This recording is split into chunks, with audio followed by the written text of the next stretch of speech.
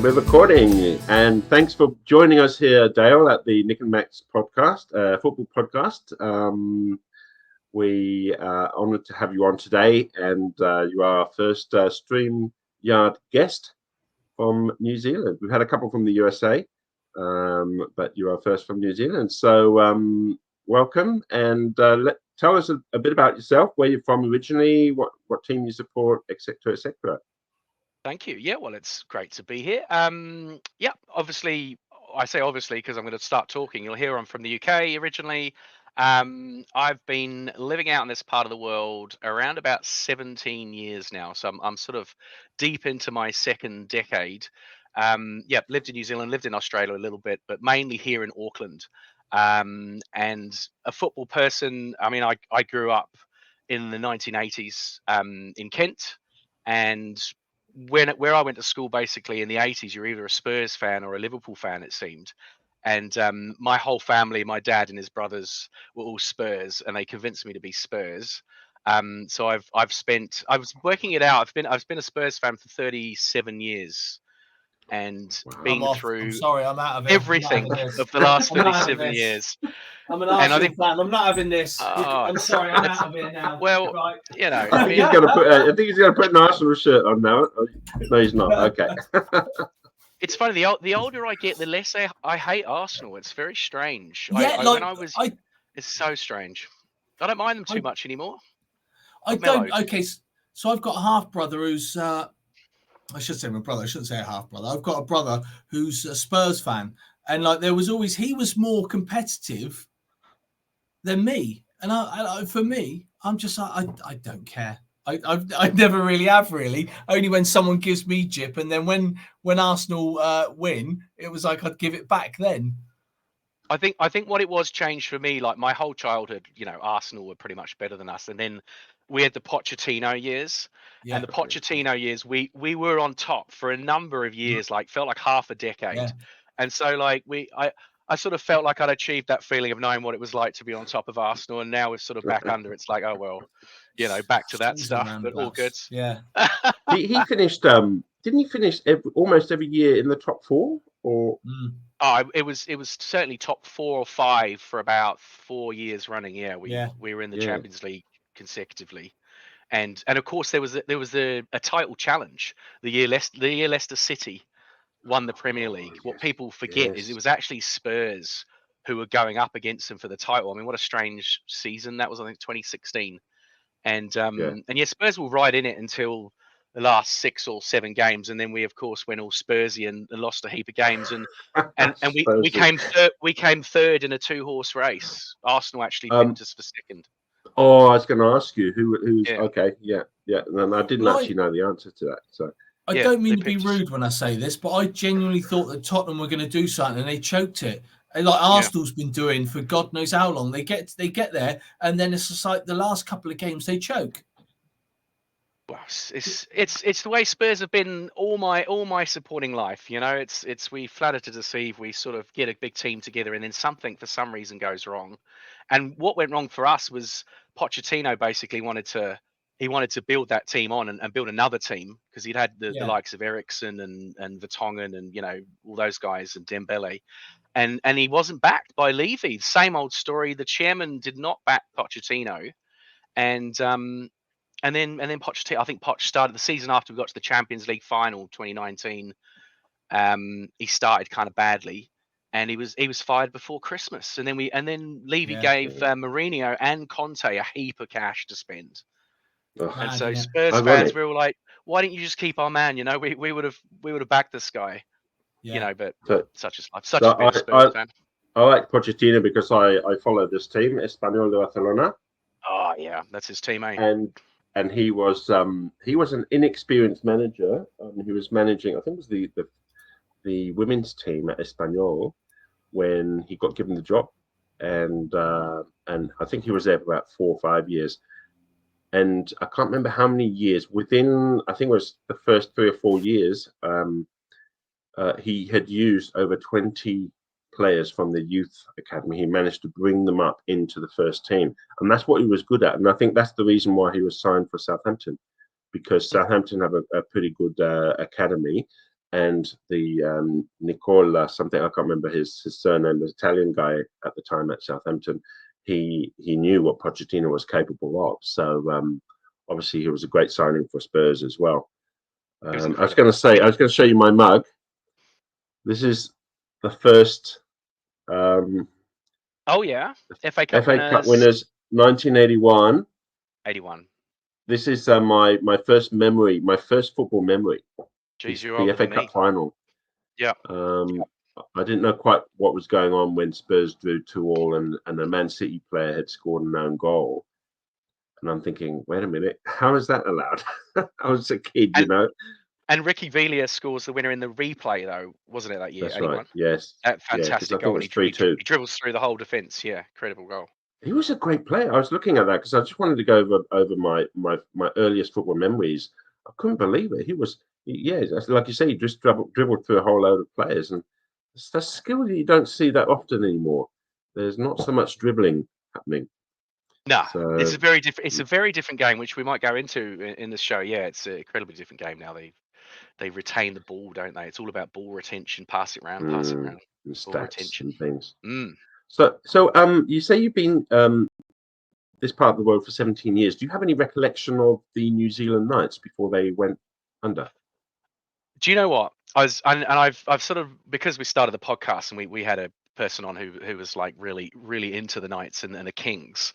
But the Knights actually finished literally, I think it was a month before I arrived on these shores. They fit, their last game was January 07, and I got here in February 07.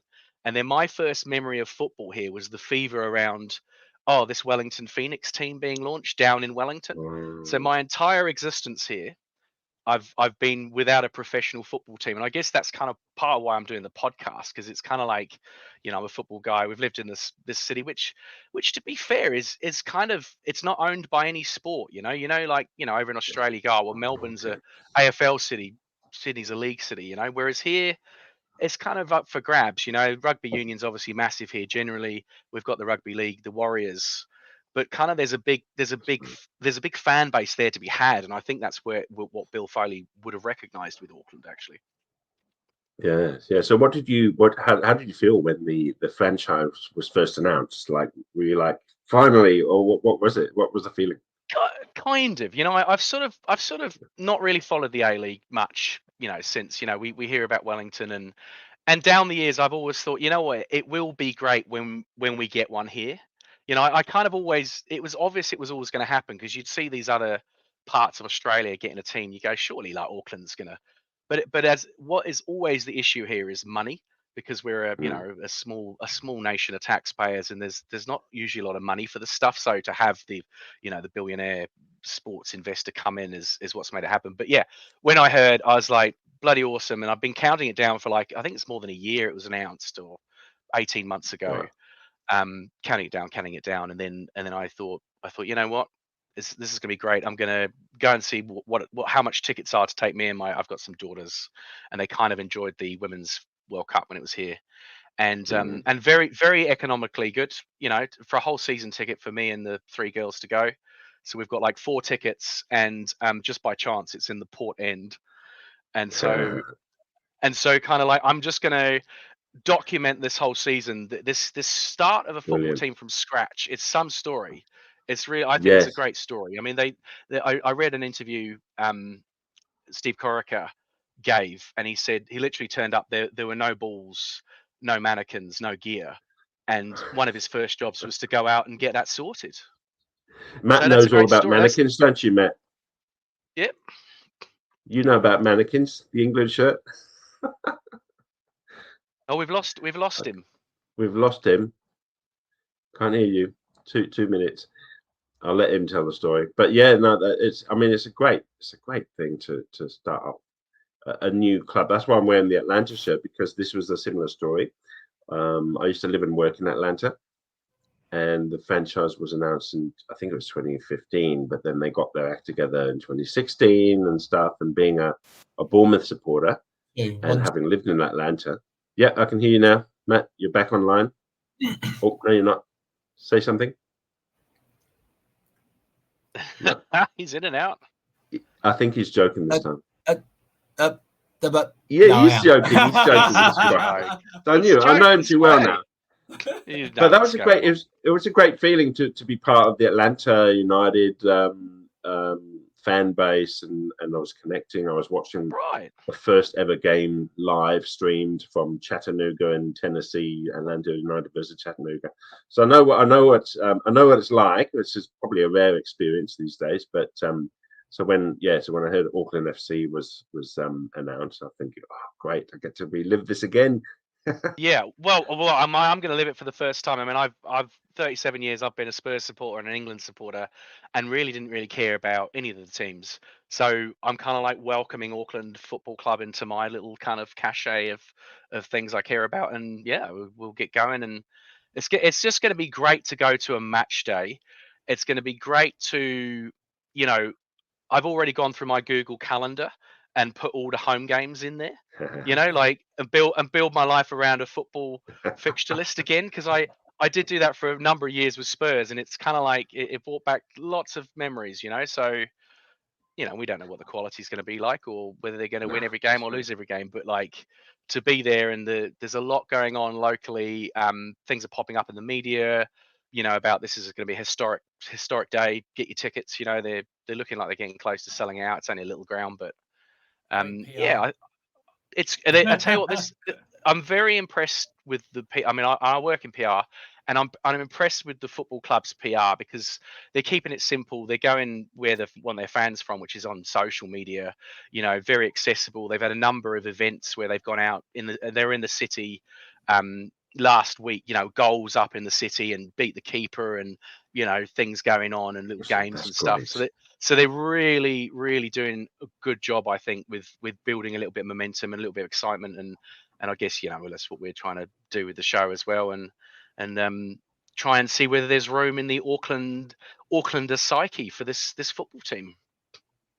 Yeah.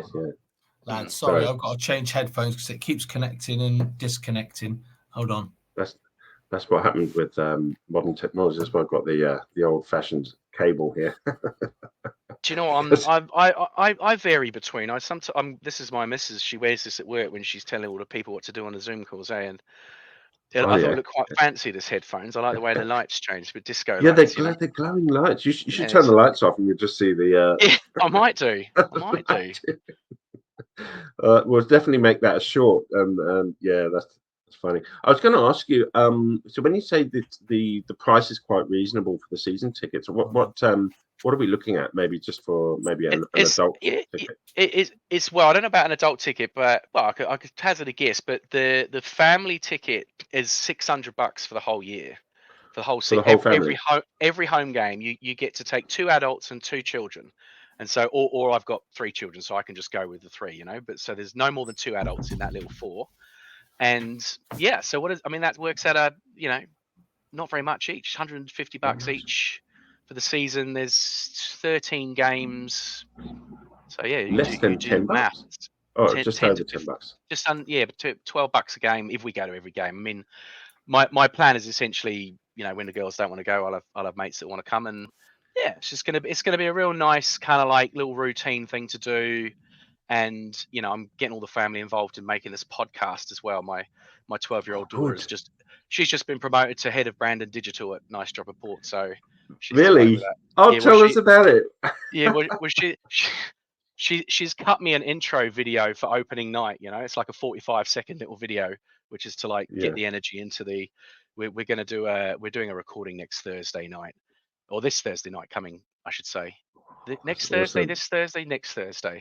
I don't know. That's why I'm a bit confused, because when I came to Australia, that this Thursday and next Thursday seem to be 2 different things. I'm thinking in England it was the same thing.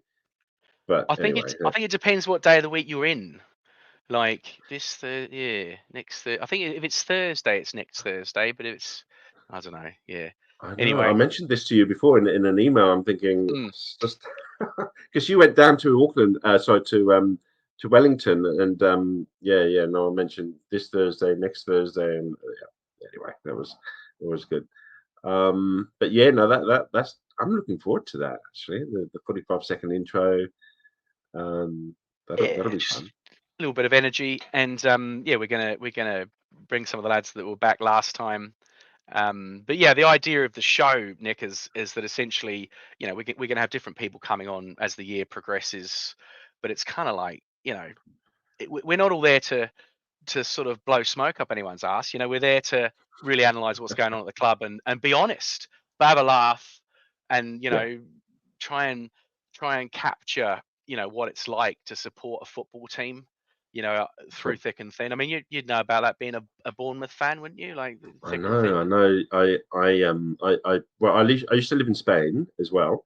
And I'd never heard of Bournemouth before during the 80s. And we used to have a couple of visitors come from Dorset, maybe once or twice a year. And then this year, 1987, I think it was, a visitor came and said, "Oh, Bournemouth doing really well this year." I thought, oh, because I used to always just hang around Poole. And Poole has a stadium, which is the Speedway Stadium, which, by the way, Poole Pirates just crowned National Speedway champions a few days ago. And so you'd hear the motorbikes, but in that stadium is also used to be the Poole Town Football Club. Used to play as well. So I knew about that, but I'd never been past the Bournemouth Stadium, so I didn't know about Bournemouth. But yeah, I returned from the UK to from Spain to the UK, and my first experience was a particular event that happened in May 1990, long week, bank holiday weekend, Bournemouth versus Leeds United, and the Leeds United fans came down to the just add Matt to stage. I think he's had some connection problems. Yeah, and they trashed the town. So that was my first experience at Bournemouth. And because coming from Spain, you think that's normally happens in England football. That's all part of English football, you know. Hey. And sadly, there's a bit of that, yeah. Yeah, and so I became a Bournemouth fan. But yeah, basically the year I started following, we got relegated to the third division, and we used to have crowds of 3,000 or 4,000. You know, 6,000 was a good crowd. You know, in the stadium. Yeah, I feel like they've been a lower league team like all the time, apart from very recently, right? Were they ever up in the old first division? No, never in the first. Yeah. So they're doing really well. Yeah, Bournemouth. I almost went to university in Bournemouth. Really? It was between Bournemouth and Preston, right? Would you believe Central Lancashire? Because I was doing a degree in journalism. This was back when not many people did journalism at the university, and I went to Bournemouth. And the thing is, I was from Margate, you see, which is like, you know, another seaside town. And I just thought, you know what, like this is just a bit like Margate, but probably slightly less chance of getting robbed. You know, so it's kind of like, you know, like it's a bit the same, but you know, whereas up north was like a completely different experience for me. So I was like, nah, I'm going up north. So yeah, I almost lived in Bournemouth for 3 years. But did you enjoy it? Did you enjoy life in Preston? I did. I loved it going up north. I absolutely loved just being somewhere with different people and different, you know, because I sort of try and explain this to, you know, my wife's a Kiwi, and trying to explain what it's like in the UK. Like I said, you know, there are different cultures 20 miles down the road, you know, and so to go to the north as a young 18-year-old from Margate was like pretty different culture experience, you know. Yeah. And it always rained, but it was light rain. It was light rain all the time, but it was great experience. And then I mean, late 90s, north of England, you know, it was Stone Roses and, you know, going out partying. It was great times. That's right. I was born in Lancashire, actually. I was born in near Blackburn, actually, but I haven't been back since I was 9. So yeah, it wouldn't have I changed know it's much different up there. The beers apparently are cheaper. But they were very cheap back in the late 90s. That's for sure. Yeah. Yeah. No, looking forward to it. I'm not sure if you got that, Matt. That Dale, is it your youngest daughter, or is it one of the middle? Oh yeah, we're including some of the family in the production of Nice Job Report. My middle daughter's helped us to make a nice little intro video for the opening night show, which is kind of, you know, we're doing a show on Thursday ahead of the first game. Yeah. And yeah, I like to involve the family in these types of things, because they end up taking a bit of time up, you know. And we're going to be trying to do a show basically linked to every game. So we've got 26 games. Okay. We'll try and do one leading up to every game, and you know, get different people on, and Have a little look at how we're going. Yeah. Have a little bit of a laugh. Cool. Yeah. We're thinking, Matt. I was speaking to one of the guys, the Auckland guys in Sydney earlier. Well, not speaking. I just responded to his comment, but they're meeting up for the Unite round. The game against MacArthur in Sydney. They're meeting up at the Bat and Ball Hotel, which is a pub near Moore Park, which is within walking distance. At midday. So I'm thinking, because me and Matt would like to just interview a few supporters, and how's it going so far, and and just ask, just find out what the word is on the street, so to speak. And we're trying to do maybe a different format, maybe put a shorter show midweek or something. I don't know. We're just in the process of trying. So what about you guys? Do you guys follow the Sydney team or the Western Sydney team or none of them? Yeah. All of the above? No, I don't. If anything, I'll be honest with you.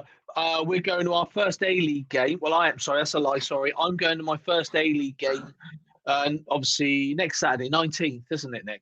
Yeah. Yeah, the Sydney derby. I couldn't even tell you if they kick a square ball or not. I've got no idea. Yeah. Sydney derby. So, that'd be a good game though. Sydney derby. It should be a. Well, this is the thing. Like my Matt over here, like we're doing our first. When we did our first one, we're trying to get our head around what the A-League even is. Because unless you've got a team in it, it's hard to. No one. We haven't watched it, so it's going to be interesting for me, particularly at the sharp end of the season, when you sort of you can win the title, but you're not champions. You still got to go and win some playoffs. Yeah, I find that element of the A-League kind of interesting. It's not like we're used to in England, but it's. No, I know. I know you got the Premiership and then the Championship. Yeah, because Wellington almost finished top of the ladder. They had like a standout season last year, the Wellington Phoenix. Yes. And I don't think they quite finished top, and then they obviously didn't win the playoffs. But yeah, so it's kind of, I think Wellington's run, this new team in Auckland's kind of lifted the profile a little bit of football. And it's, I've lived through 17 years here, and rugby's a little bit down at the moment. So it's, the All Blacks the All Blacks aren't quite as dominant as they've been. No. And there's a little bit of they start to get a little bit itchy feet, the rugby fans in New Zealand, when they're not winning all the time, And so that's always a good time. That's always a good time for football to do well. Yeah. And the last time this happened, there's only been one little period of time in my whole 17 years here in New Zealand where football's been on top of rugby. And that was in 2009, when the All Whites, which is the New Zealand national team, qualified for the World Cup, because they've only qualified twice. It was the second time they've ever qualified, and it was a playoff at home against Bahrain, down in Wellington, and I think they drawn away in Bahrain and then came back to Wellington. They needed to win. They won 1-0, scrappy game, but there were 30,000 people in the stadium. And it was the most electric football stadium I've been in. I've been to Anfield and Spurs and all those big places, but this it was just so intense, and just seeing a nation going to just qualify for the World Cup, and then for about 6 to 9 months after that, in the build up, all the talk was about this going to the World Cup, and it kind of for once it overshadowed rugby. Which is unusual here because rugby's huge. So that I think that's the challenge of this Auckland football team, to kind of get a good reliable fan base that will go. And the stadium they're playing is where the New Zealand Warriors play, the rugby league team, which is only about 15,000, Mount Smart Stadium. I was going to ask you what the capacity was. Yeah, 15. Okay. Yeah, so it's not, so this first season, to fill that every week, if they do well, they get some good PR. I don't see why they shouldn't do it. But Bill Foley, Bill, he's all talking about Bill.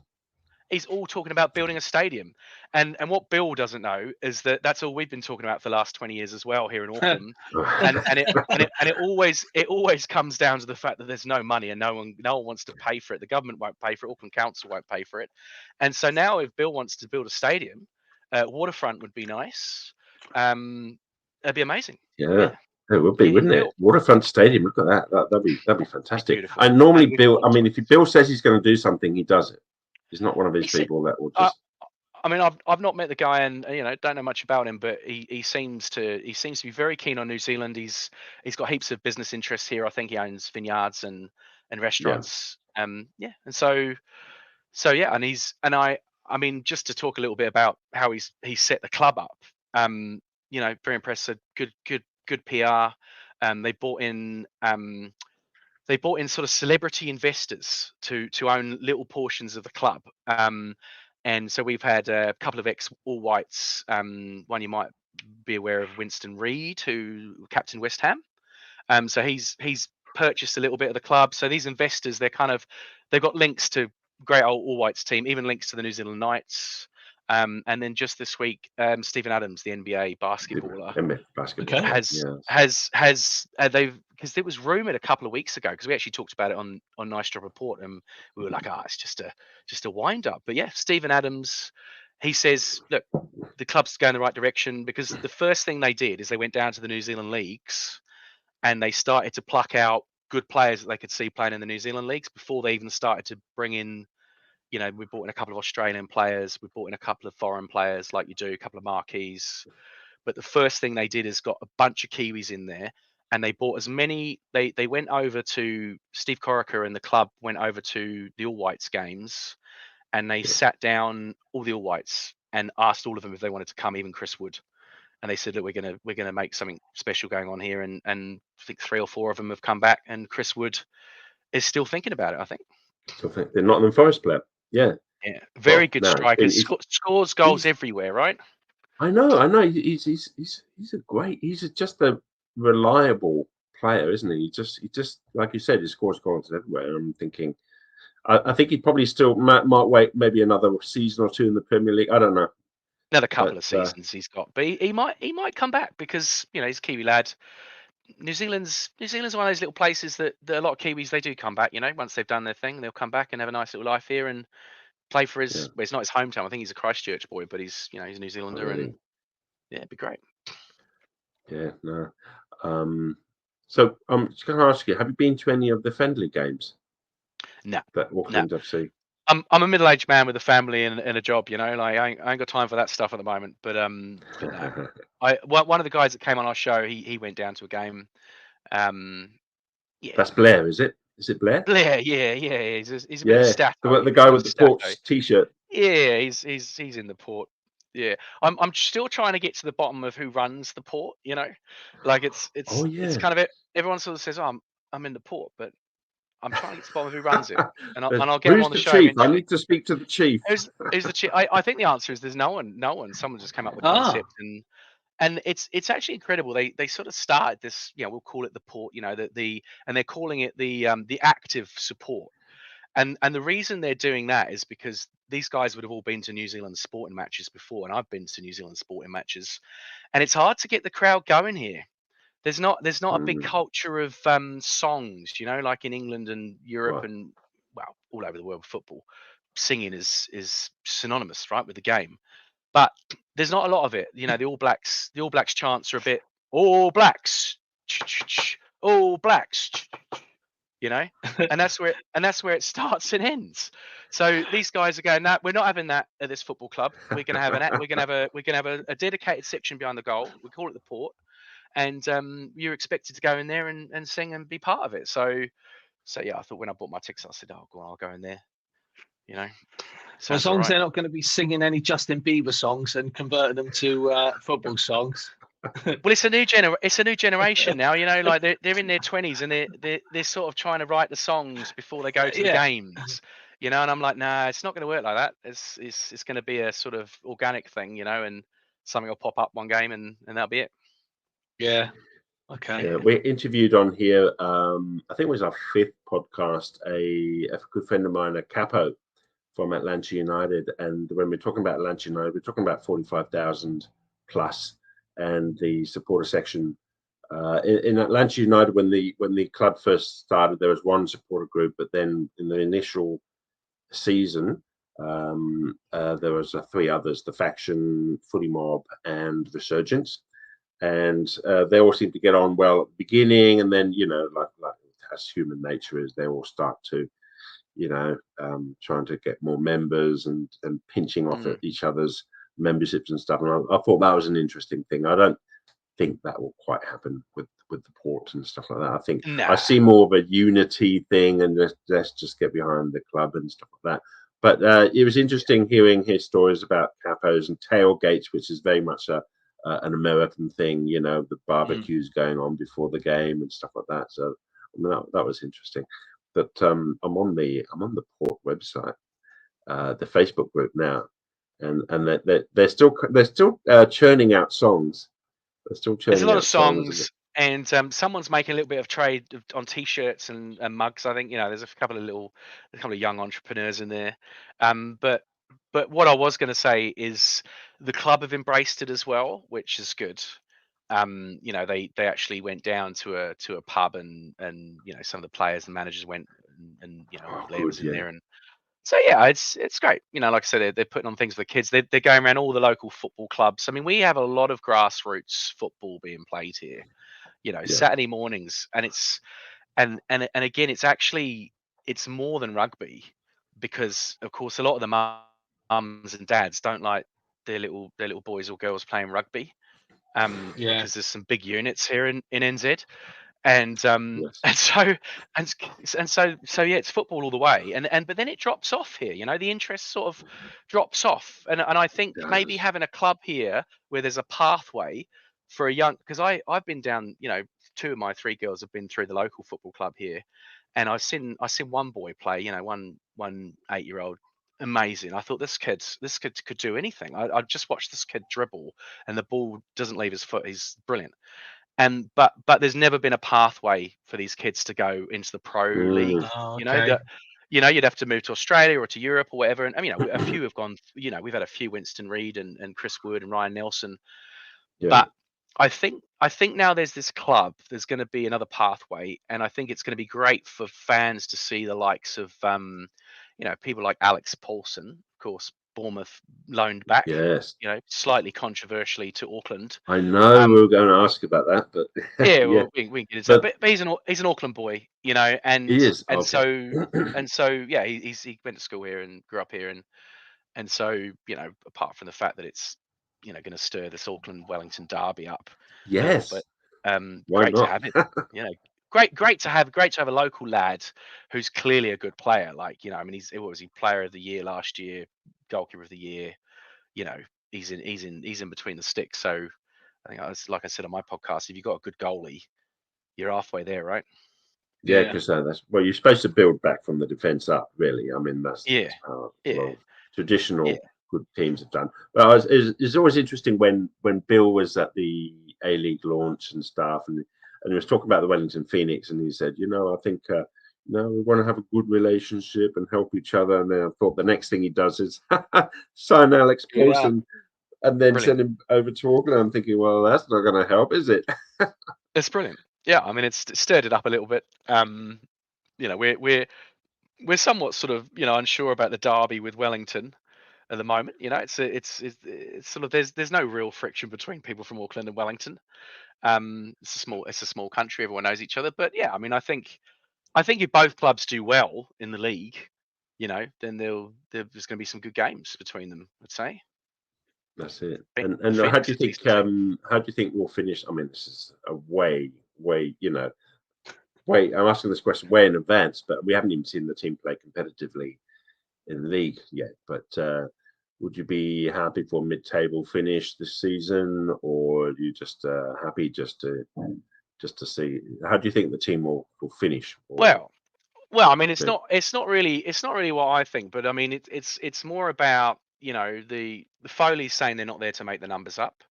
We've got these huge investor names. Ali Williams as well is an ex-All Black who's invested in this club. He's strangely enough famous All Black, and he's it feels like everything that they need to do for a success they're doing in a short space of time. They're bringing all whites in, established Australian league players. I mean, you like I probably wouldn't have known many of these guys, but they've signed Jake Brimmer, Scott Galloway, and Dan Hall. Yeah, I mean Dan Hall was played in the treble winning team at Central Coast Mariners. You know, he's right. That was last season. I think the guys that won. Yeah, he played in the team that won the treble. So, you know, and they're bringing in, you know, all whites. You know, Nando Pinnaker, Tommy Smith's a good player. You know, and then they've got this Japanese guy who went to 3 World Cups, Sakai. Yeah. So on paper they got a good team. You know, great goalkeeper. Like if you've got the best goalie in the league, then I would see. I don't see why they couldn't finish top half or even sneak into this top 6. You know, why not? I said the same thing for Atlanta United when they asked me. I said, why not top 6? And it was top 6. They had the playoffs against the Columbus Crew, and they lost that, but it was an experience. But when you say about the you know, Alex Paulson and Sakai is one of the best right backs. You know, fantastic, right? He'll be the best fullback in the league, probably at that level, I'd say. So I mean, that's a fantastic start. And then I was watching some videos of Jake Brimmer, and I'm thinking, wow, this guy is a great dead ball specialist, and also does, you know, goals in open play, can take penalties. I'm thinking that's a great addition to the club. And of course, the latest Guillermo May. Is that right, Guillermo May? Yeah, and, there's a couple of names I've also struggled with. Yeah, we got Galagos, May and Verstrata. A couple of South Americans and a Belgian, I think. Now he's from the 2nd division. I tried to look for. I think it was Beveren, and I'm thinking Beveren. Never heard of Beveren, but you know what? You know, obviously they're signed for a reason. So, but where do you place the level of the A League? I mean, it's a hard one, right? Is it kind of like as good as the Championship or in England? You know, is it as good as the Scottish League? Is bottom, you know, probably bottom level of Championship. I don't know. It's hard to place it, right? Yeah, it's hard to place it. I get this. I'll be super critical of it. I will. You know what I'm like? I'm like, you'll be I was expecting Premier League. Yeah. Yeah, but that's the thing. You've got such a high benchmark with the Premier League. It's then, you know, but I'm a firm believer of actually supporting your local team. And the interesting thing is that I've never really supported any of the Sydney teams. I do have a Sydney FC shirt, the black one I wore a couple of weeks ago, only because I like the look of it. It's a beautiful shirt. But yeah, I'm thinking as of the 19th of October, I ain't wearing it. It'll be the Auckland shirt, the Auckland T-shirt and stuff. Yeah, and you're gonna support Auckland, are you?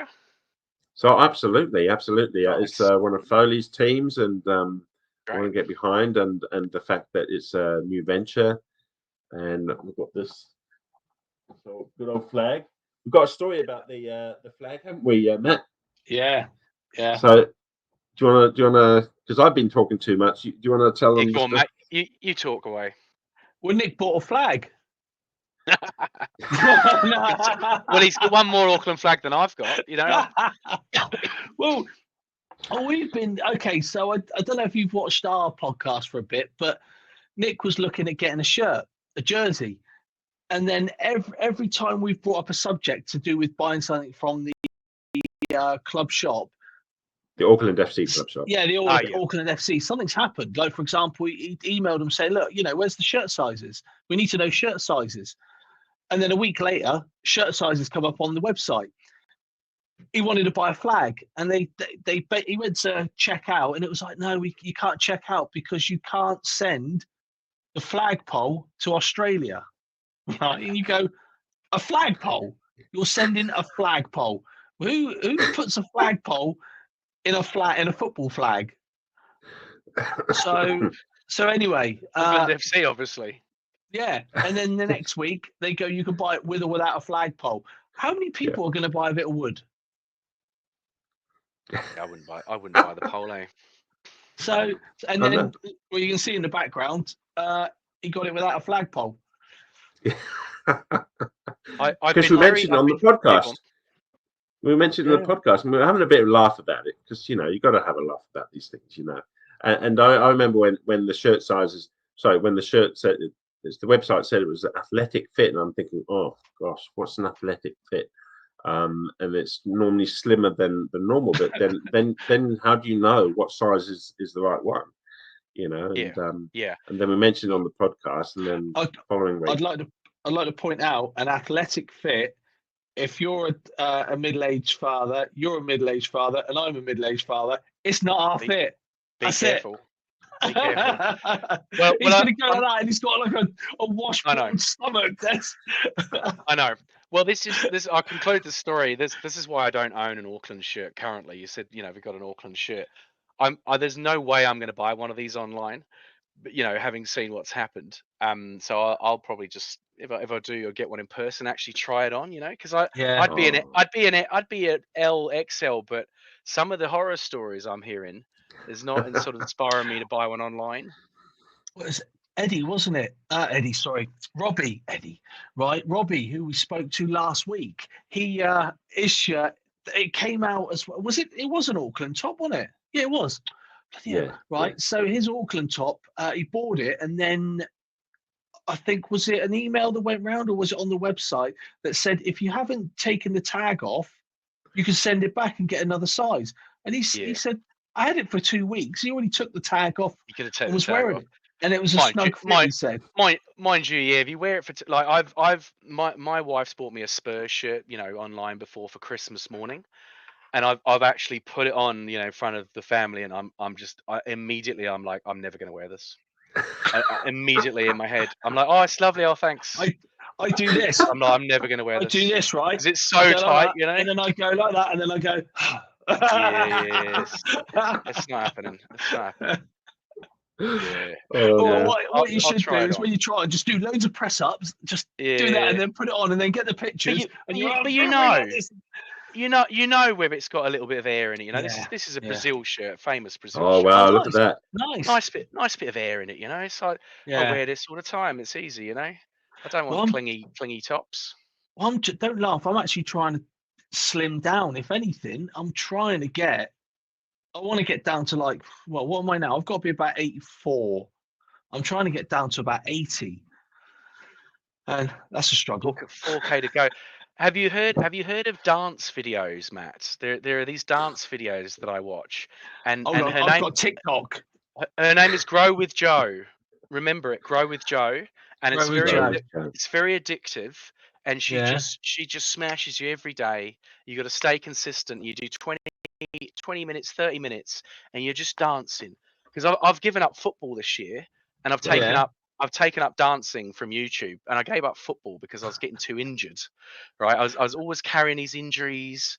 I was like, oh geez, I've got to give up because I played indoor every week for like years. Yeah. So I got to give up. And I need something to do. And then my other daughter's like, oh, you should do these dance videos. I did a few. I was like, actually, she's got to do them every day though. So I did them every day for about a couple of months, and I lost lots of weight. I got real tone. Yeah. I could bend over and pick things up again. Right, and I'm like, this is the golden ticket. And then I was doing one of these, and she does one of these things, and she kicks her leg out. Right, she extends her leg up, and I did it, and I overextended, and I did my knee. And I've been in the physio for the last 6 weeks. I know, yeah. So I gave up football because of the injuries, and I've got more injuries. So did you blame Joe? Did you? Yeah, full contact dancing is what's done it. I'm gutted. I've got a gym. I've got a gym in the garage, and it's down. When you've seen where it is, it's just downstairs, and I've just tidied it up. The missus is using it now again. And literally, at one point, I've been too lazy to walk downstairs just to pick up a couple of dumbbells. It's ridiculous. You got to be in. Well, I'm one of those people. I'm either in it or I'm not. I can't. I have to do it every day, or I won't do it. And I'm in that won't do it stage. Recovering from injury and doing these boring strengthening exercise things for my knee, and I'm just like, I don't know. I don't want to do this stuff. I'm still used to doing a lot of CV. Because I used to be like semi-pro football. I did a lot of martial arts and boxing, and literally I'm just so used to doing CV that if I'm not sweating and breathing heavily, I'm lifting weights. But that's the dancing. Like you will sweat it out if you dance. If you grow with Joe, if you grow with Joe, you will sweat it out. and she's even hosting a Grow Fest, which is basically when all the people that have grown with Joe come to America, and we have like a few day conference, like a few days of like keep fit with Joe. And I'm always blagging my family. Well, I'm going to go. I'll be off to the States next year, to Grow Fest. But this injury is Sounds obviously like marijuana. Sounds like you're on about. Well, I'll do it all. I'll do it all. Hey, anything. Anything for the adrenaline, eh? But yeah, that's part of what the football's about, Like, the adrenaline of going and bloody, your team scores a goal and you can't beat it at the game. And I think, to get back to, I think that's one of the. If I was to be asked, you emigrated to New Zealand. I mean, I didn't really emigrate. I came with a backpack and never left. But like, what's some of the things you miss? Like, and it's going to the football. It's because it's one of my passions. And what's the humour like over there? It's good. It's dark. It's dark humour, because I've lived in Australia. I've lived in Australia as well, so I can kind of compare. And I think Kiwis appreciate a bit of dark humour. Good. So it kind of works for me. They like a bit of the awkward, dark stuff. So yeah. So over here, right? So my little one, she's 4 in December, and when she was just born, obviously everyone, like every baby, they go, she's beautiful, she's gorgeous, she's this, she's that, and then I go, yeah, she takes after her dad in that aspect, but we're still waiting on the DNA test to confirm it, right? And you would get people go, oh, like this. Oh, really? You get others that would just start bawling with laughter. It was, and that would make me laugh more when they would go, oh, okay, yeah. Take you very seriously, eh? Yeah. So, no, the Kiwis are pretty good for getting the dry stuff. Yeah, it's not too bad. Probably more so than the Aussies. The Aussies might take themselves a little bit seriously, shall we say, sometimes. I'd say it's probably more Sydney. Do you know that? I'd say if you get outside, I don't get wrong, there's a lot of people here that I know that are hilarious. But I think the further you go outside of Sydney, I'd say it's probably that.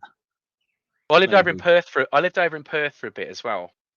And that was a little bit of an experience. That was very odd place, actually. Lots of, you sort of live in New Zealand, you think you're isolated, but then you live in Perth and you realise your nearest place where there are lots of other people is Singapore, and you're like, wow, that's incredible. That's a 5-hour flight away.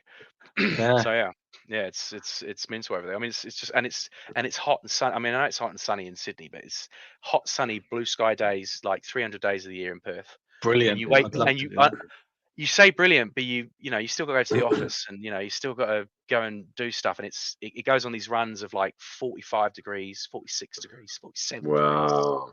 It's hot, man. I mean, Sydney's hot in a different way, but Perth it takes it out of you, and it's I was just like, I just can't wait for it to rain. I was like, just when will it rain? And then it rained one day, and I called the family out. I was like, come out, it's raining. Come and look at the rain. Come here. And we're all just going, we've been there for like a year and a half, and we're like, wow, it's raining. There's probably a UFO. There's probably a UFO flying. I forget that. Seeding the clouds. Yeah, I don't know. Bizarre. Anyway, I digress. I've just been watching everyone crash because of all the oil on the road, and just like no one can control it. They're just like, I don't know what that is, sliding around the corners. Mental. There's a mental place. I'd have a candle outside in the shade, and it would melt. Wow. Yeah, it was hot. It's crazy. Yeah. Did you think about going to a few Perth Glory games, or I have been to a Perth Glory game. Yeah, I've been to Perth Glory game. Funny enough, not when I lived there. This is down in my backpacking days. Back in my backpacking days in 2002, and we actually watched the Perth Glory against. It would have been against the Knights, I think.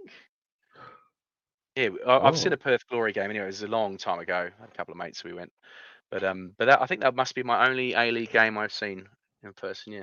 Right. Okay.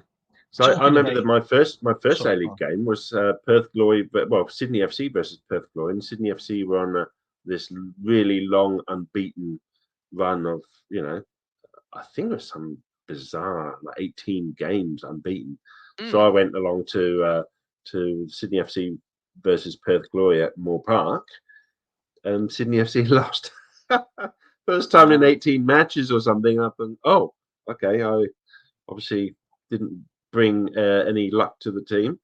So, yeah, that was the first and last game for a long, long time in the A-League. And then I started going back to the A-League probably, when was it, 2016, 2017 or something like that. So, yeah, that was good. You guys still get you guys get the soccer over there, eh? You call it the soccer still in Aussie. I try to call it football. Yeah, but then football is rugby league, like you said. Sydney is NRL. Footy's NRL. Yeah, we're sort of slightly better in New Zealand because rugby they do call rugby, so it's kind of we can get the football in. Although some people still call it soccer because they watch too much American TV. But yeah, it's like bugbear of ours. I still turn around to people. They go, "Oh yeah, we're going to the footy, or we're going to watch the footy." I go, "What type?" And they might say, Aussie rules, and I'll go, "Oh yeah, that's the football that you kick with your. Oh no, you catch it with your hands, don't you?" I'm always doing that. And they go, "Rugby. Oh yeah, you pass with your hands, don't you?" Like that, I do that, and they're like, I know. It's an endless argument. You'll never win in Australia though. Yeah. No, I just give a little kidney punch in every so often. Yeah, you've got to give it a bit. I wanted to ask a question about the nice drop of port. So, I mean, I'm not sure how I stumbled across it, but I really enjoyed it. What gave you the idea? Was it the fact that Auckland FC was starting up, or was that the main reason, or was there other things? I think what it is I'm I've worked sort of in the creative arts, I guess, for years. I've been a television producer. I was a reporter, making content, and I've kind of watched the world change before me so much over the last 5-10 years. 10 years ago, only people that worked at the TV station made content. Now anyone can make content, and they've made it easy enough, even for idiots like me, to run a podcast. And it kind of just at the right time, I was looking for something sort of creative to do, and I thought, well, what am I passionate about? And I was like, well, I'm actually kind of passionate about this team launching. I mean, I'm interested about it, like I find it fascinating. They're just going to throw a professional football team together, and I thought, you know what I'll do when the time comes, I'll see if I can afford to buy my family, a season pass, and it wasn't too bad. And I was like, what's going to keep me interested is to have a role in this, and my role is basically to talk about it, and to get other people to talk about it, and to kind of engage in a way that Auckland Football Club, they'll put out their comms, and the news will do their pieces on the football. But to have an actual dedicated kind of channel where you can get on and talk about this club and how it's going, and experiences, match day experiences, and so it opens a lot of opportunity, for me to, for example, like my mate Matt that comes on, we've actually known each other for 17 years. We actually met in the first week. We're both from the UK. We met in the first week in New Zealand.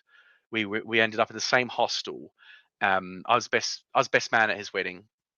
He came to my wedding, and we only live a couple of suburbs away, but we don't see each other much anymore. Over the last, we've all had families, and there's nothing to bring us together. And I literally just one night I said, hey, do you want to do a podcast on this new Auckland Football Club with me? He goes, yeah, good idea. And he just starts coming at me with sort of things about it, and I was like, great.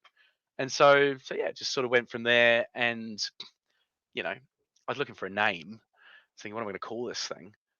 Talked about Auckland Football Show. It's like, and then I thought, well, what's so far, what do we know about this club? Well, the heartbeat, it sounds like it's going to be the port. It's got to be, we are living on a port here, and I kind of feel like that needs to be in the name. And then I always remember at Christmas, all the family would come over, and the aunties, and the gran and the granddad, and I was a kid, and I'd always hear all this talk about, I like a nice drop of port, I like a nice drop of port. And it's that's a Christmas thing, isn't it? Yeah. A nice drop, it's English Christmas, a nice drop of port. And I thought I quite like the expression, and I thought, well, we're just a nice drop report, we're just and it kind of, I just went with it, and people, I mean, I haven't had to explain it to too many people, it's kind of but also I was told when you've got a podcast, you should come up with an original, interesting and intriguing name, because that gets you clicks. Yeah. Because you're going to be quite cynical when you're in this game as well. Like I've actually started to watch a lot of content makers. There's an English guy called Phil that I like. He goes around just taking the piss out of it. Bold guy, looks a bit like you actually, Matt. Goes around England taking the piss out of everyone, making amazing content. And then he actually did one of his things, and he goes, look, if you enjoy my content, there's actually this actual subscription thing, pay £1, and you can subscribe to the content that I can't run. And I thought that's interesting. And he went on to explain that actually, to be successful as a content creator, you've actually got to play the algorithm. You can't never have anything offensive, and then never any swear words. You've got to really tone down lots of things. So I thought, you know what, it's kind of an interesting game to get into, because my target market is actually, I know what my target market is, which is anyone in Auckland that wants to get involved in football.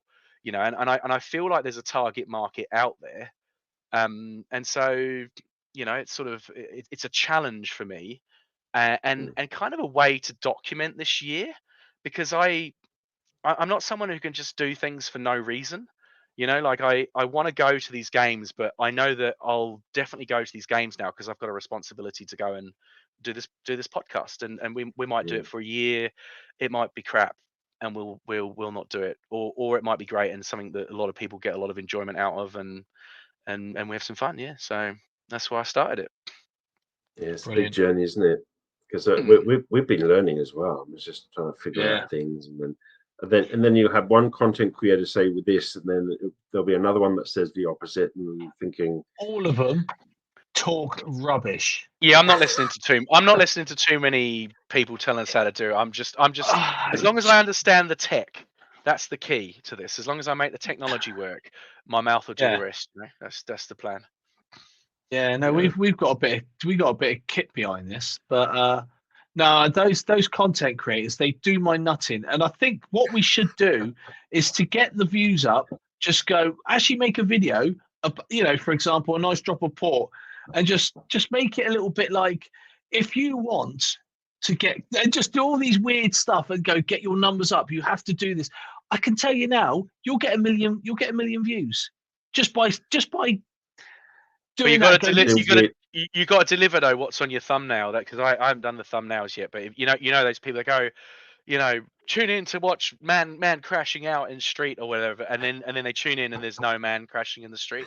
Like that's the biggest danger. So I think it's a fine line. You've got to promo your stuff, which it's hard.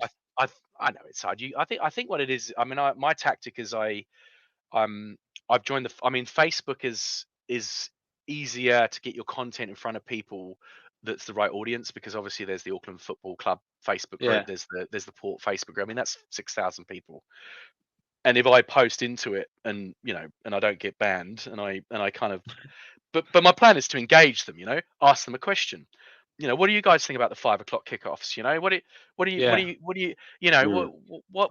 What's 3 things you want to ask us on the show next week? Or what are you most looking forward to on game day?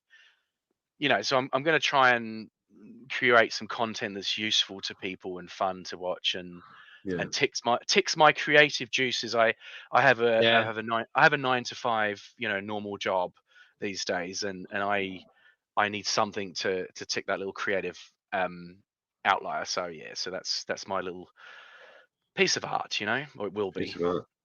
Hopefully, so you've got any plans for like match day vlogs? Actually, doing a little bit of recording. I don't know how. Matt and I are still trying to figure out how to do that next weekend. Potentially. I'm going to play it safe this first week and just do a recorded show on Thursday night, put it out Friday. Just because I kind of want to enjoy the first game day. I just want to soak it all in. I know there's lots of plans. They're starting to, and I say they're great communications at this club. They're starting to feed out little snippets. it's not just going to be a game. It's not just going to be a match of football you're going to next week. This is an historic day. There's going to be a build up. There's going to be entertainment. There's going to be stuff for the kids, So and I'm bringing my kids, and I think that's great. I think if it's more than just game day, then brilliant. Yeah. Yeah, and that's a we, yeah, looking through the lens of a camera during your first ever proper game, it's not an enjoyable experience. You want to. Yeah, I plan to make a little bit of content here and there, but they're going to be sort of focused, But in terms of doing live podcasts is something we'd like to get into, on the day of or afterwards. I mean, one of my favourite memories of watching football in England was leaving the ground and tuning into 5 Live, Alan Green to listen on the way home. Yeah, and the callbacks, and I'd be leaving a Spurs game, and I'd be in the same line of traffic that I was always in, and we just lost, and no, we're up here in Anfield talking about Liverpool and blah blah blah, and he goes, and now Dave's coming in to talk. He's just left the Spurs game where Spurs have been hammered 3-0 at home by Crystal Palace. And he come on and blah blah blah blah blah blah, and I'm like, this is sounds great, like an Arsenal fan.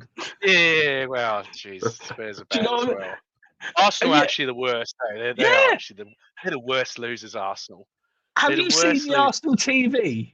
Well, actually, no. I tell you, the worst losers are Man United. But I tell you what, watching when Arsene Wenger was still in, right? I used to laugh. They go, right, Wenger's out. We want him out. He needs to be out. And then they win. He's the best manager in the world. Why do we want anyone else? And you go, I'm getting a vibe. I know. Well, I won't comment too much on Arsenal and Arsenal fans, but yeah, you're a bit different. I mean, you've had it quite good. I mean, the Wenger years were good, and it is surprising to see how angry Arsenal fans are. Yeah, I would say the thing is with Arsenal, and I've tried telling people this. I haven't told you this, Nick. I think they've been, when I say consistent, don't get me wrong, I'm sounding like they've been like Man City for like 50 years, right? But they've been the most consistent since the 80s that have stayed up there in like the top 4 out of any of the teams. The only other one is close is probably Liverpool, and they drifted down a bit. Yeah, but obviously Man United actually that's a lie. You probably since the 80s, Man United have done the best, I'd say, in the last, considering that run they had. Well, the Premier League, you mean the first 2 decades just since the 80s. I noticed that Arsenal's always been up there. They've always done. They had a very small spell of being rubbish just before Wenger came in under Bruce Rioch. That's true, yeah. But apart from that, yeah, I mean, and after Wenger left, again they had a little spell, but yeah, I mean, Arteta seems to have got them playing, and they always seem to have money to spend on players. Yeah. But I mean, like I said at the top of the show, I mean, I don't dislike Arsenal as much as I used to. Like I can appreciate that they've got some good players, and I like Declan Rice. He's a good player. I think like we said earlier, it's got to a stage where there's more important things in life than having a grudge and going and like, for example, if you go, right, I can't wait to beat Spurs. I can't wait. If we do them, that's just made my season. I just think you go, or vice versa. You just go, do you know what? If you win, as long as you haven't put any money on it in the betting shop, you're okay. Yeah, it doesn't matter, does it? You just get. I think it might be an age thing, Yeah. Because I mean, when I was a kid, they were the generation above me, and then they were the generation the same as me, and now they're the generation or 2 below me. Yeah. And they're young guys. These guys are 20. I mean, I manage some people in their mid-20s, and you think, yeah, these guys were kids. I mean, I joke with my girls when we watch them. Spurs have had a couple of 18-year-olds, coming through. Mikey Moore and a couple came on, young Swedish guy. They're like 18, and I think these guys were children 4 years ago. Yeah, like 4 or 5 years, they were children, and now they're like playing for Spurs. So it's kind of like I don't feel that same, and I guess I haven't lived there for a while as well, but and it's not the same rivalry either. Yeah, it's it doesn't. As in like the derbies. It's not like, if to lose against Spurs or to win against Arsenal, there's not that rivalry. It's only, the players now, they don't kick lumps out of each other. You haven't got Roy Keane coming in with a 2 foot because someone said something to him 2 seasons ago that he's remembered. Do you know what I mean? It's not like that anymore. It's very rare you see a bad challenge that's horrendously bad. Like I love Roy Keane, eh? I love Roy Keane. What, absolutely now or love him. before? Now, I absolutely love him. I watch him on Gary Neville's football show, the Stick to Football. When they all have breakfast and then Carragher's on it and Ian Wright and I love Roy Keane. And he's my most favourite non-Spurs player of all time. Now I watch him and I listen to him. I think I love this guy. He so doesn't give, a shit. He just gets on and says whatever he wants. To the point that I play a bit of Football Manager, and whenever I get my team up into the Premier League, I always appoint Roy Keane as my assistant manager. That's how much I love Roy Keane. Yeah, he's like my hero over the last 2 years. The missus goes to bed early. I'm looking at Roy Keane content on the YouTube. Yeah, mine's Brian Clough. Mine's Cloughie. Anything about Cloughie at the moment, I'm just constantly getting to know. I know what to get you for Christmas, Matt. The Damned United. Do you know what? I'm gonna buy Good that. movie. I've watched it. Do you know what I mean? It's amazing. But I keep watching so many stories of what Cloughie did and what Cloughie said. You think you've heard it all, and then you hear of another story. You go, it's ridiculous. Not it's ridiculous. It's really good. What I tell you, what I haven't got, and I want to do a bit of research on this is Don Revie and him, right? Obviously, they never got on, right? Yes. And obviously, he went to Leeds United. But I haven't seen, or I can't find anything of how Don Revie felt after Cloughie won the European Cup with Forest. Interesting. I've never heard anything, and I'd love to know if he may well not have commented on it. I mean, all I know is I watched the Damn United and obviously if you look at the timeline, Leeds were the top team and Cloughie was turning these rubbishy old provincial teams into world beaters. Yeah. I mean he was ahead of his time. He was the Mourinho of his time, really, wasn't he? Yes. That's right. I like that. That's a great. There's only one number one here, and that's me. And that's why he wore the goalkeeper's top. He wore the green top because he was the number one. He wore the green. Oh, I didn't know that. That's great. Yeah. So the goalkeeper never wore the normal green jersey. But some of the stories I heard, it's like he would turn around to the players. He goes, right, you're a centre forward. Just head the ball in and score. That's it. You're in midfield. You're on the wing. Just run. You're a defender. Get the ball away. Pass it off. That was it. He goes, that was the tactic. There wasn't anything really. I know, and it's a good segue into managers and the importance of them. It's kind of like you say. I mean, how hard is it? I mean, I've coached some kids teams, and I've sat around and trying to like 9-year-olds trying to figure out formations and how they're going to play, and then you get there on the day, and actually it's really basic. You're like, oi, keep your eye on the ball. You're looking the wrong way. That's bloody rubbish. You're looking the wrong way. It's simple as. You call that a save? Hey, he was the first person to bring in an assistant manager. Is that right? Well, and he kept him as well. Was it Peter Taylor? Peter Taylor, yeah. He was the first person. Yeah. He invented the assistant manager. He did. Yeah. Is that right? Yeah. Well, that's two things I didn't know about Clough as the jumper and the manager. But he was a size 9. Yeah. He was a foot. I'm joking. I don't know. I just made that up.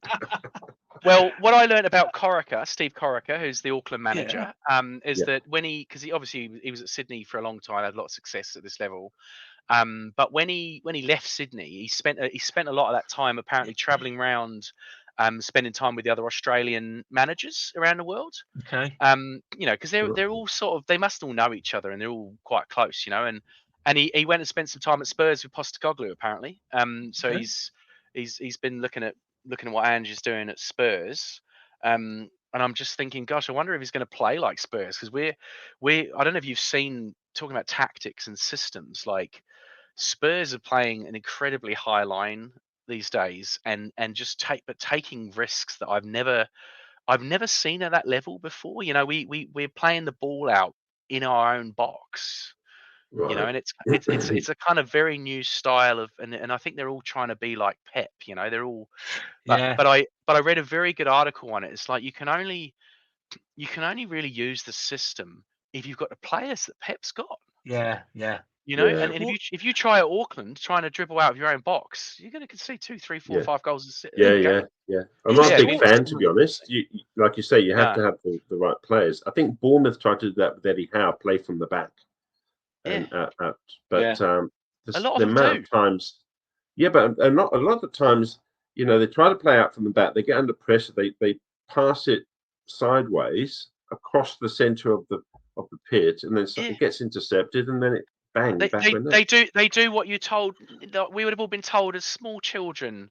If ever we play football in England, don't play the ball across your own box. I know. Like it's Back to all basics. our sports teachers use. Nah, if ever you did that, you get yelled at. Nah, lump it forward. You know. And But there we go. I was watching the Villa and Wolves game, right? And it was that's all they were doing, was thumping out pitch half the time. And I was thinking, you know, you good lads got to be better than this. But you know, I mean, but you got to get the ball forward. You know, I mean, there's a lot of, I don't know. Yeah, I mean, but not Wimbledon, Route 1. Do you know what I mean? Not Wimbledon. That was, not Wimbledon. yeah. Back in the day. Spurs are, yeah. I mean, it'd be interesting to see what happens with Postecoglou. You know, he was well liked last year. Season 2, he's lost the derby, he's beat Man U, then we've lost at home to Brighton. You know, it's kind of mixed bag of balls. Yeah. Sounds same old, doesn't it? Because he started really well last year, didn't he? They were pretty much top.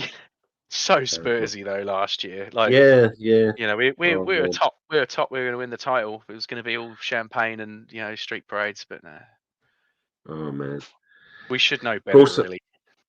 So I was just going to say, so with 2 A-League clubs in New Zealand now, and I think we sort of touched on this, talking about pathways and stuff. I think that gives that nice balance and options and stuff like that. Whereas before it was just the Wellington Phoenix who could only take on so many youngsters and things like that.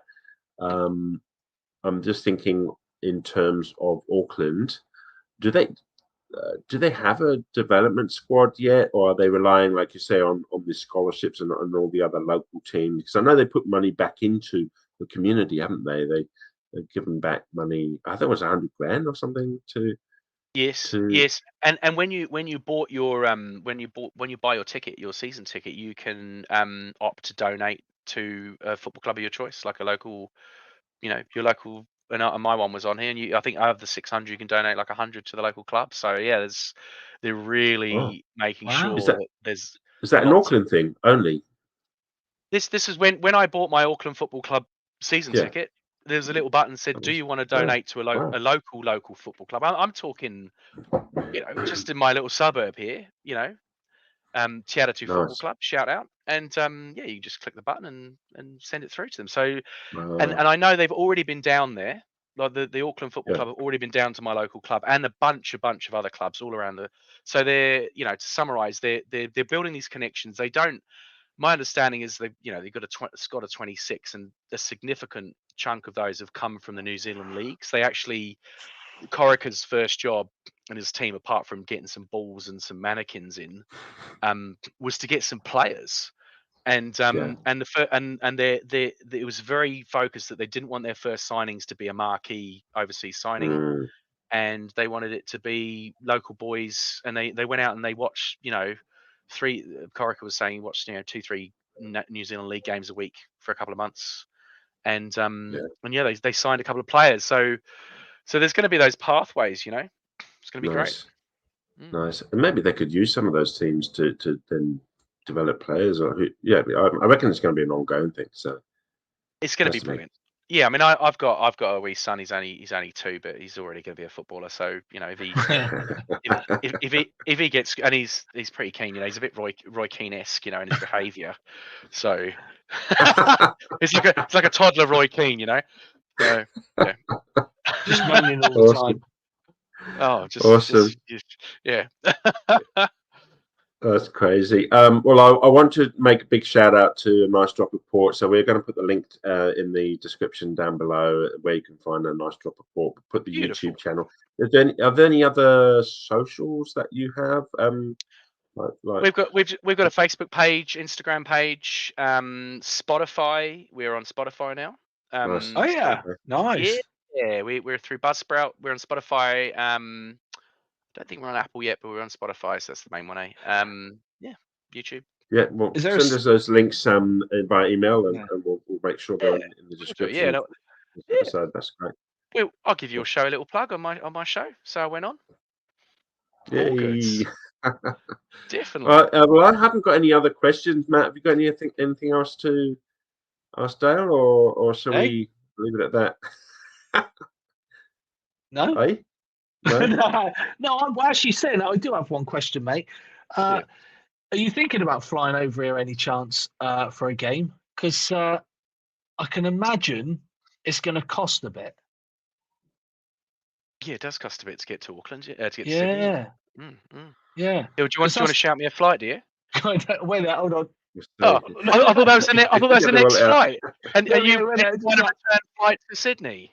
No, because I was look at me getting all relaxed, right? I was asking it. I was talking to Robbie, because you think if you want a presence over in Sydney, or not Sydney, in the A League, full stop, it's gonna cost loads, isn't it? You know, it's. I think it'll be a single guy's sort of trip, you know, like if you go over, you know, you buy one flight, whereas, you know, to take a family over would be too much. Yeah. I mean, Kiwis, because we're so isolated, we're used to spending a bit of money on leaving the country. So, and actually places like Sydney, Melbourne, and Brisbane are the cheapest flights out of here. Yeah, and if you can get them for. I mean, it's going to cost you $500 return on a good day. Yeah. You know. So to answer your question, I think a few of the boys will go over by the sounds of it. I'll find out more, I guess, and go to the games. I have had a little look at the fixture list and seen whether any, because I've got a good mate in Australia and good mate in Melbourne as well, and I was seeing whether any of the away games tied up with the dates I could go, and it doesn't look like they do this season. So yeah, and even the Wellington away one, which I might have gone to, doesn't tie in with when I can go either. But yeah, so I mean, I'm just going to do all the home games. I mean, that's going to be, you know, that's basically what my production is. It's Dale does all the home games, you know, nice, and see where, you know, what fun we have along the way, I guess. Yeah, because it's about having fun. I think if you don't enjoy it and you don't, you know, then it's pointless. But yeah, I think it's fun. I mean, I think we have fun doing this, don't we, Matt? Matt's going to go all serious on me now. You having fun? You having fun, Matt? Who said that? It's good, mate. Do you know what I mean? It's getting the people in. It's just chatting. It's just getting to know everything. Do you know what I mean? It's absolutely keeps me out of trouble. Well, that's it. It's a little bit. It's a bit of a creative outlet, and and everyone thinks they know best. You know, everyone thinks they know what's what. So yeah, I thought, well, let's have a little platform for that, you know, and we'll dig out some good, you know, regulars to appear on our show, and keep going. Awesome. Tune in. Cool. Nice drop report on all major social media and listening platforms. Get in. Brilliant. In the comments below. All the links. Well, it's been an absolute pleasure having you on, Dale. Thank you. So glad that we managed to get it done, and we did it. And we did it. And no, very honoured to have you on, and it's always great to talk about football, and even more so about new teams, especially Auckland FC. So thanks so much. Appreciate it. Sweet as, yeah, absolutely. If you want me back like halfway through the season, give you a little update, let me know. Absolutely. Brilliant. Yeah, we'll keep that in mind. Thanks so much. All right. See you guys. End the recording. Take care. All right. Take care. See you later. Ciao. Bye. All right. Well, that was great having Dale on. That was pretty different type of interview than we had with Robbie. So it's great to get several perspectives of Auckland FC from him and from Robbie. So that's brilliant. So I guess we need to do is match day 8 after the international break. We've got a new fresh set of fixtures. for match day 8, and I think one of them is going to be really interesting, but we'll get to that. The first kickoff is 12:30 on Saturday. Spurs versus West Ham. Oh, it's got to be Tottenham. You reckon? Yeah. You reckon? Yeah. Okay. What are you So let me see. I am saying an X for me. West Ham draws against Spurs away. You're saying Spurs at home? Yeah. Yep. Okay. Cool. Yeah. Then followed the normal kickoff time. Fulham versus Aston Villa. I'm going to say. I'll say draw. I'm going to say draw. I was going to say a draw, but because you said a draw, I'm going to say maybe an Aston Villa away win. Okay. All right. Ipswich versus Everton. I have no idea what to put for that. I'll let you go first. You reckon a draw? I reckon Everton. You know what I'm going to say? I tried to back Ipswich for the last game. They lost heavily. I think it was against. I can't remember the last person they played. The last team they played was that? It was West Ham United. That's right. Yeah, it was. I think they lost 4-1. But I reckon this is going to be Ipswich's first home win. So okay, will you say it's a draw? No, I'm going to say an Everton win. I am. An Everton win. Yeah. Okay. Dyche is on the rise, is he? Yeah. Yeah. Well, hopefully. Right, Manchester United versus Brentford. Don't know. That's a tough one, actually. I'm going to go draw. I'm going to go Manchester United win. Yeah. Home win. Newcastle versus Brighton Hove Albion. Now, don't tell Brighton Hove Albion being on the slide because you said that like 3 weeks in a row, and then you said that the last prediction for match day 7, and they actually beat. They won 3-2 against Spurs. Yeah. How about that? So, what do you reckon? Well, you see, what I reckon. I reckon it's going to be on the slide at the moment. Not on the swings. No, I'll go with Brighton. I reckon it's going to be Brighton win. Yeah, I'm an away win as well. I'm going for that. You reckon? Okay, yeah. So it's 2 away wins. Southampton versus Leicester. Will Southampton get their first win? No. No? No, I reckon that's a draw. I do. I generally, because it's a shame with Leicester, but yeah. Yeah, I think it's a draw as well. Yeah. Yeah, because I wasn't quite convinced with Southampton anyway, as any Bournemouth fan should be. Yeah. And talking about Bournemouth, this is AFC Bournemouth versus your second team Arsenal. Yeah, it's Arsenal. It's got to be an Arsenal win, unfortunately. I'll be shocked if they lose that. And it's the first game after the international break, so yeah. I don't know. Bournemouth don't really. Saka's injured. Sorry? Saka's injured. He limped off of the England game. Yeah, but they got plenty of players that can step up to that. But yeah, I think we've only ever beaten Arsenal once at home, and that was 2-1. And Jordan Ibe scoring the winner. Wow. His one and only goal. What year was that? If I am incorrect, if Jordan Ibe has scored more than one goal for AFC Bournemouth, let us know when he scored and what game it was. So I'd be interested to know. All right, Wolverhampton versus Man City. Let's just move on. It's pointless, isn't it, with them? It's quite funny, actually. Anyway, moving on. All right, so shall I put the result that I know that we're both going to say? Yeah. Okay, we haven't even answered that, and we know it. Liverpool versus Chelsea. That's an interesting one. Will Chelsea cause an upset? No. It's got to be a Liverpool win. Liverpool win. I reckon Chelsea going to snatch a draw. Okay. And good to see. Nottingham Forest versus Crystal Palace. I reckon that's a Crystal Palace away win. Yeah, no, I was going to say that. Don't tell Glenn though. No, don't tell Glenn. Yeah.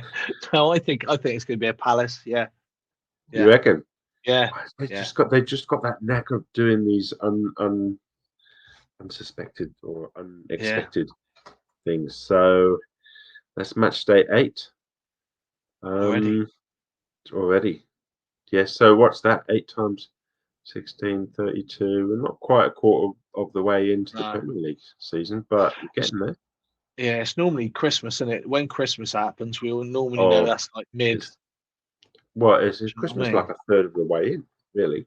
Is it a third? Wow. Well, I don't know. We've got a few more games before Christmas, and I think it's 9. Obviously, you don't.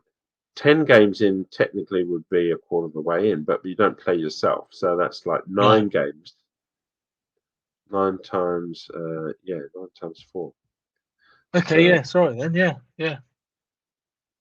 Wow. So anyway, there you have it. That's match day 8. So that's all I have to say.